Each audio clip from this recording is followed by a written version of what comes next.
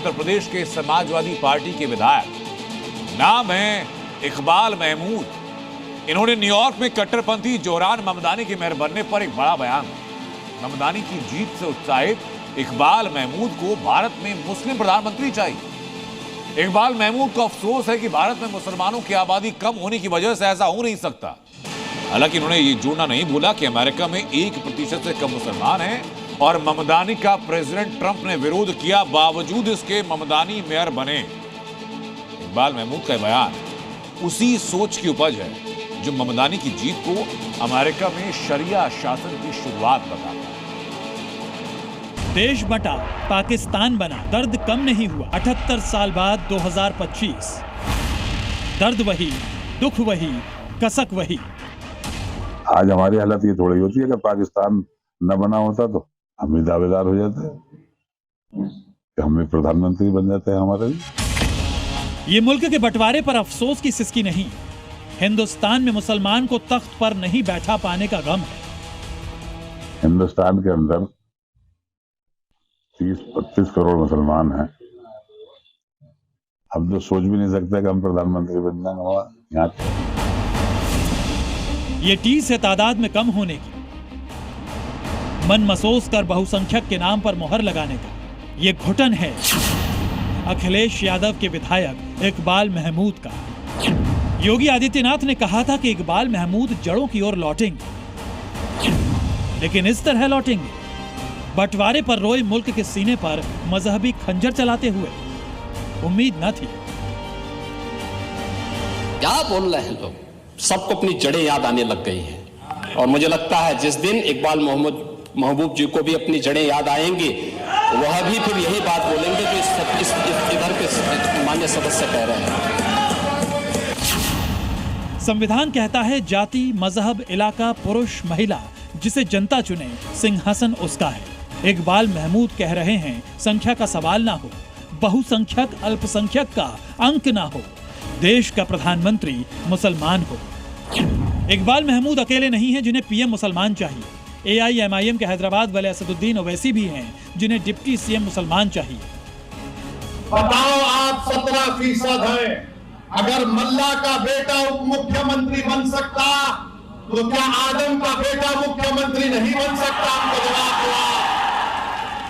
अगर मल्ला का बेटा उप मुख्यमंत्री बन सकता तो क्या मोहम्मद का बेटा नहीं बन सकता मुख्यमंत्री?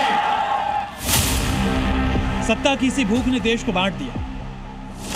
सत्ता की सी डर्टी ख्वाहिश में जिन्ना ने भारत के 2 टुकड़े कर दिए। इसी सत्ता को पाने के लिए इकबाल महमूद को मुस्लिम प्रधानमंत्री चाहिए।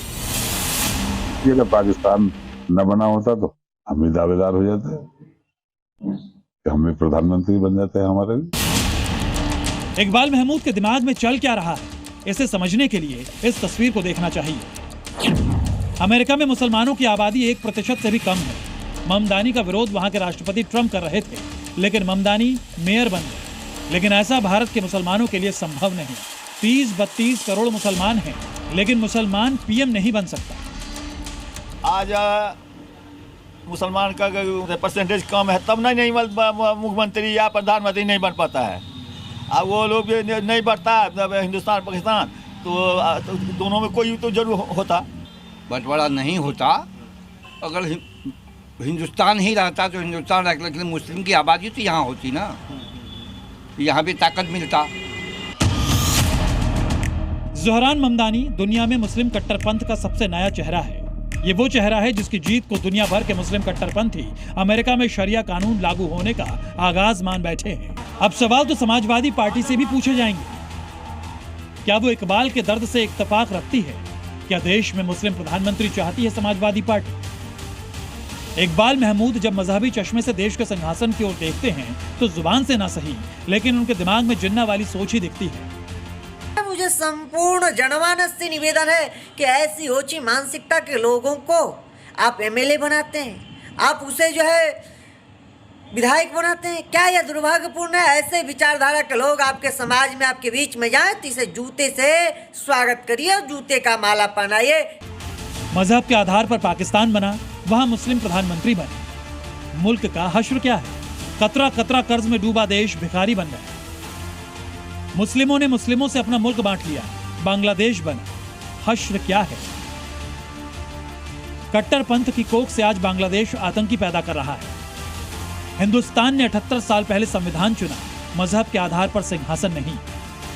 इकबाल महमूद, असदुद्दीन ओवैसी ये कभी नहीं समझेंगे, क्योंकि उनके सियासी चूल्हे पर सिर्फ मजहबी रोटी ही पकती है। जिसकी जितनी भागीदारी उतनी ही उसकी हिस्सेदारी, इस सियासत का एक फार्मूला है।